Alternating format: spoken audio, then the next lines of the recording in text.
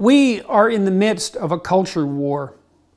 Although it started in the universities, particularly in France, through the open portal of the damnable Yale, and then into the rest of the institutes of higher education, it is not only the faculty and administrators of our colleges and universities who are at fault.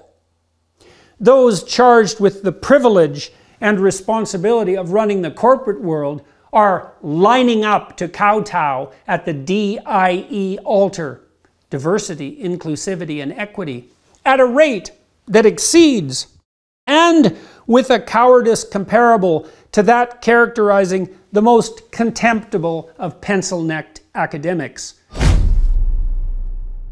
I had hoped that CEOs in particular, evil capitalists all, would reject this nonsense, this idiot postmodernism with its denial of any objective world, divine or material, this appalling and murderous Marxist wolfery in sheep's clothing. But it turns out that the left's ability to weaponize guilt and the contempt that far too many in the business world have for ideas have proved an unstoppable combination. Perhaps I should have seen this coming. Part of what doomed the benighted universities was a thoughtless corporatism. The introduction of managerial speak among the administrators, too many of whom were failed and therefore demoralized lecturers and researchers, turning in desperation to ape the business world, when all academics worth their salt, so to speak, at least have the spine to have some contempt for their competitors on the public status front, deserved as it is in some ways or not. And I knew too from extensive experience talking to corporate types that the human resources departments were impossibly resentful and corrupt and ill-informed and desperate for power at any cost. And even worse than the dreadful HR/DIE combination, perhaps, if that is even possible, is the new corporate and government craze for environment, social, and governance dicta, so-called ESGs, as every idiot fad needs an oh-so-in-the-know acronym. As one set of corporate consulting half-wits and moral posturers put it, quote, investors are increasingly applying these non-financial factors as part of their analysis process to identify material risks and growth opportunities. ESG metrics are not commonly part of mandatory financial reporting, though companies are increasingly making disclosures in their annual report or in a standalone sustainability report. Non-financial factors applied to identify material risks, standalone sustainability reports. All this smacks of central planning, not to mention a low, shallow, self-justifying moralizing, which can and does in no wise stand in for genuine ethical action. Those planet-saving sustainability goals can simply and finally not be instituted from the top down, particularly not when they will be both formulated and enforced by people who are very interested in looking good, but very short on experience, ability, and wisdom. CEOs, how can you not see? Oh yes, there's that contempt for ideas again. There's that guilty pandering to the utopian leftist mob. The DIE mandates and ESG disclosures and the massive administrative bureaucracy that thrives on such pseudo work is precisely equivalent to the worst sort of fifth column. You CEOs are elevating the least competent people in your corporations, that's you, human resources personnel, to the highest positions of decision making and company planning, turning over your hiring decisions to those deluded enough to think that diversity is a substitute for ability, and to believe that Equity merely means equality of opportunity. What does it mean? How about you take the time to find out? A hint. It means equality of outcome, a principle utterly and absolutely antithetical to every free market principle ever established, and a doctrine as opposed to the operations of the capitalist world as anything conceivable produced by the dread imagination of the hypothetical bastard child of Karl Marx and Michel Foucault. And if you can't see this, or worse, won't, then you are either too ignorant to be doing what you are doing, or willfully blind in precisely the manner that will usher in the darkest of days you can possibly imagine. And what of ESG principles? Do I know of what I speak? Well, throughout 2010 and 2011, I worked with the sole Canadian contingent on the UN's 2012 Original Sustainability Plan document, Resilient People, Resilient Planet, a Future Worth Choosing. And I learned something about how such sausages were made. Although the so-called high-level panel charged with this overwhelming and Tower of Babel-esque task was hypothetically made up of the typical stellar luminaries, ex-presidents and prime ministers and their ilk, in reality the task of actually writing the paper, and therefore thinking through the details where the devil hides, was typically shunted down the hierarchy of authority until it landed on the desk of someone who had the interest, time, and presumption to devote some real effort to the task. Someone like me. I say this without cynicism. Ex-presidents, etc., have calendars that are fully booked, often months or even years in advance, and simply do not have the time, resources, or often the ability to sit down and think through, write, and edit the vast research proposal, because that's what the UN report really was, that makes up a plan for the planet. And who does? Who's an expert in planetary sustainability? No one. It's too complicated. And that's why we have a decentralized, free market economy. Oh, captains of industry. 169 goals, reduced without much thought to a still unwieldy 17. By what mechanism? By whose choice? With what evidence that such planning is desirable, to say nothing of possible, or more likely, counterproductive in an absolute sense?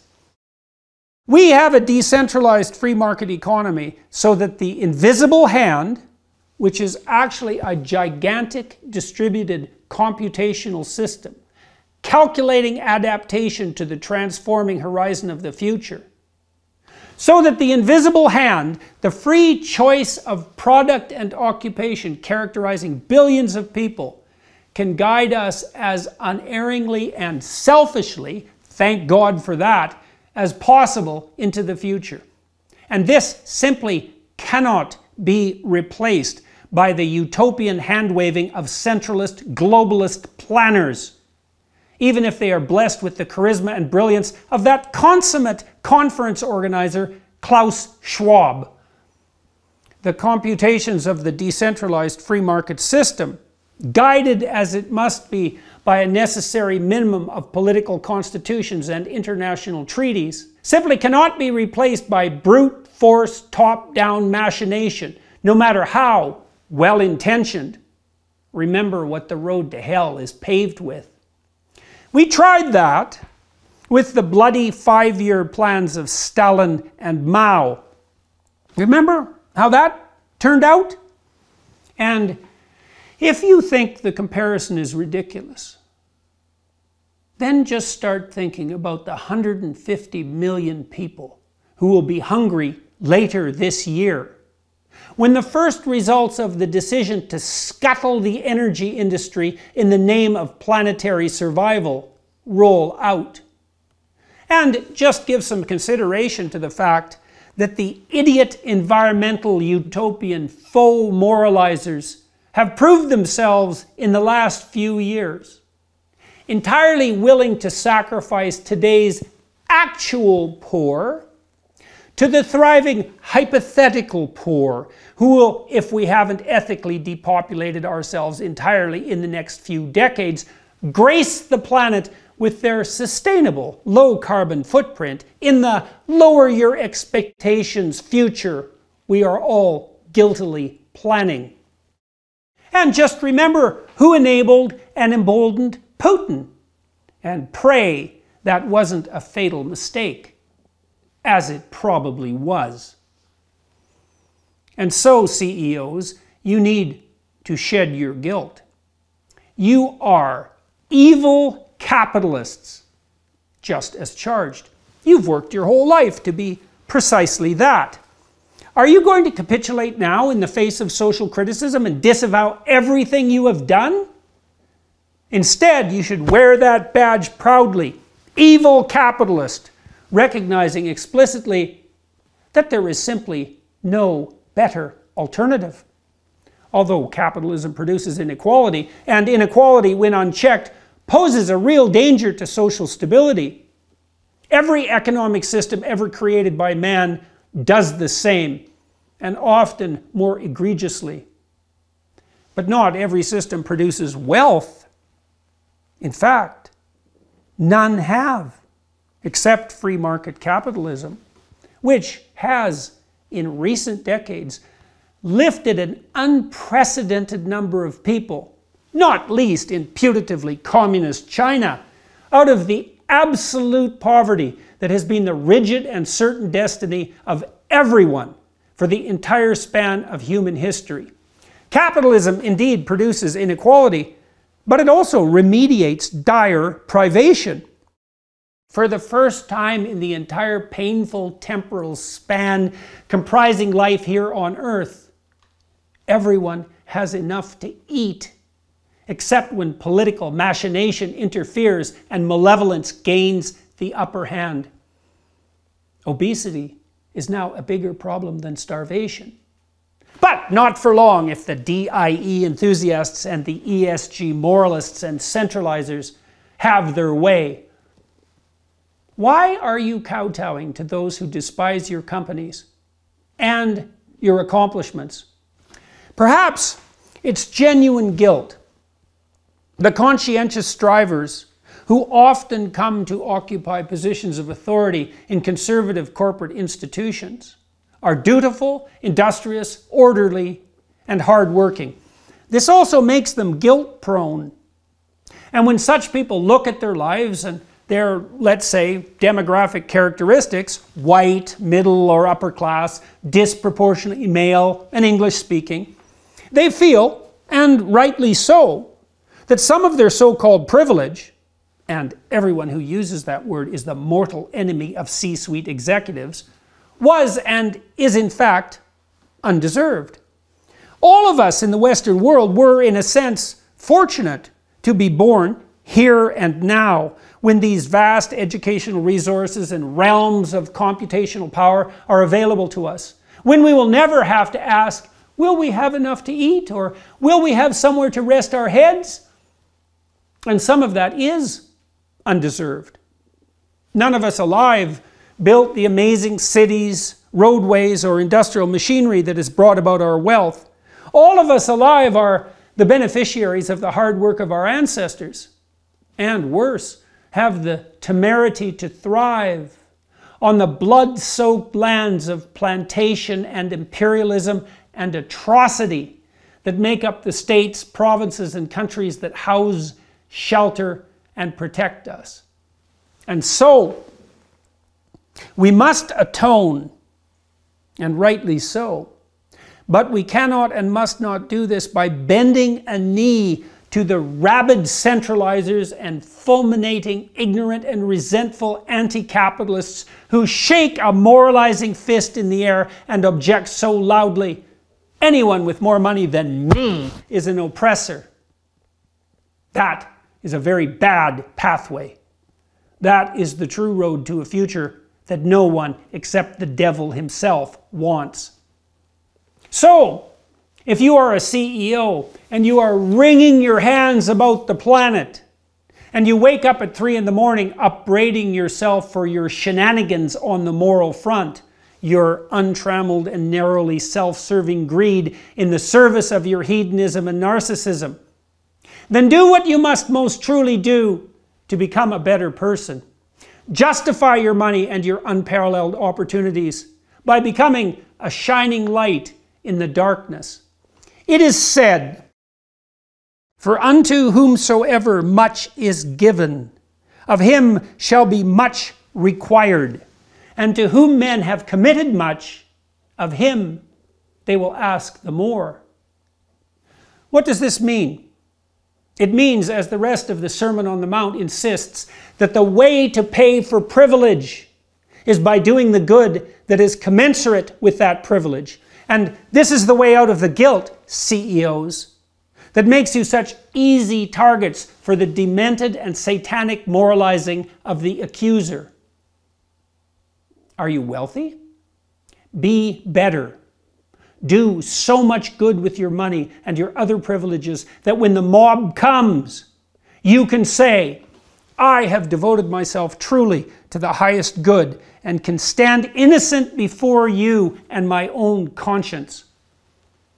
And you, mobsters, have you looked to your own redemption? Have you borne the responsibility of your own unexamined privilege? You who dwell equally in the exploitation and atrocity of the so-called imperialist West? Who exactly are you to call me and my talent and privilege out in the name of God? I cannot help but think, in closing, that there is an appalling greed in all this DIE and ESG posturing. One of the things I found most intolerable about the Ivy League environment was the fostered narcissism of the students. All who gain entry to Yale or Harvard or Princeton or Stanford or even to the University of Toronto, where I lectured for 20 years, are already part of the elite by any standards, historical and present. But they are enticed, as an easy escape from their privilege, let's say, into identifying with the oppressed, agitating, in principle, on their behalf, and atoning for their good fortune, purchased at the cost in no small part of the atrocity of the past, with the reflexive and thoughtless activism whose promotion has come to substitute for genuine apprenticeship and education. This means that the new elite, the youthful privileged, get to have their cake and eat it too. They have all the stature and opportunity bestowed upon them and available to them as a consequence of their university affiliation, and the hard work and ability that was required to open those doors. And then also all the moral high ground that accrues to the unjustly oppressed. That is just too much. That is just asking too much. To be privileged and victimized simultaneously. Just as it's too much for university professors to ask. And even more so, as it's too much for CEOs and other denizens of the executive suite to request. So, stop saving the world with the centralizers, globalists, narcissists, and eternal builders of the Tower of Babel. Stand forth instead, as I said, as proudly evil capitalists. Do your fiduciary duty. Provide your customers and clients with what they need and want. And let the great invisible hand, that immense computational device, play its necessary role. Make your enterprise productive and profitable. Make yourself generous and abide by the dictates of your conscience. Do enough signal good so that your great wealth rests lightly on your shoulders. This is a more difficult task, take note, than generating that wealth itself. Put the human resources DIE personnel back in their place. Stop hosting faux democratic town halls. Since when do you care what the stock boys think? In a few decades, if they have the fortitude, ability, and industriousness, they will be sitting in your hard-won place and making the decisions that you are currently charged with making. Did you not earn that right? Then why forego it under moral pressure? And if the answer is guilty conscience, then straighten yourself out. Get your oppressive superego under control.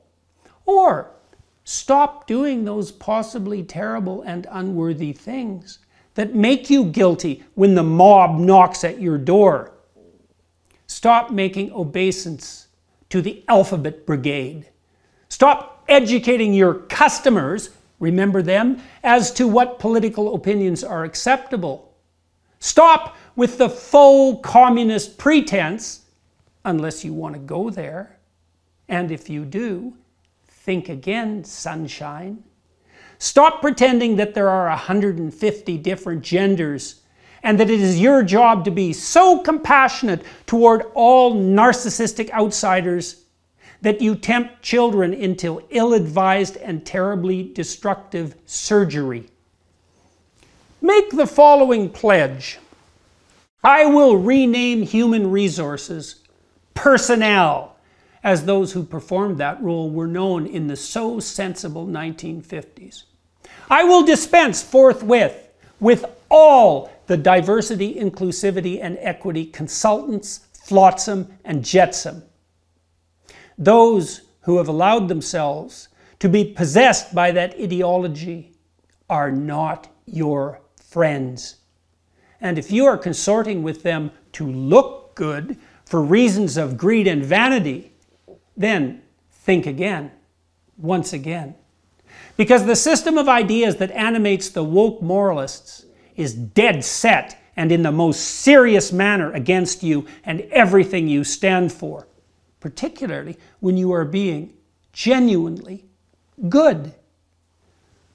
More pledge. I will stop flirting with the grandiose ESG mavens. Isn't saving your company enough? Do you really have to so casually and thoughtlessly save the world too? Have some humility and stay in your already plenty large wheelhouse. And more on the pledge front. I will pay some more attention to the realm of philosophical, even theological ideas. As I said, and as so many are insisting, we are in a conceptual war, CEOs, and it goes all the way to the bottom. What side do you want to be on when the chips are down? Don't be thinking you can play both sides against the middle. The deepest chasms of hell are reserved for those who play that game. Don't be thinking either that you can cheaply escape from the burdens of your responsibility with all that money and so-called power. That you can pull the wool over the eyes of the human resources moralists. That acquiescing to their insane demands will solve any problems whatsoever. Or that you will not be called upon directly to account for your privilege in the most real of senses. Pledge further. I will stop manipulating the psyches of my employees. I will stop educating them politically. And I will stop anyone in my company from ever doing so. Political education is the job of KGB commissars, not of corporate executives. CEOs, I implore you, start standing up for what you are and what you do. If your company is genuine, if it is addressing the true needs and wants of genuine customers, if the people you serve are being informed honestly by the agents of your company about the services you offer, and if you deliver what you are paid to deliver, then there is nothing to feel guilty for. Quite the contrary. And if there is, because something shady is going on, then stop inhabiting the dark places and the shade, and do well enough so that your conscience, to say it again, is clear. Perhaps you should at least be on your own side.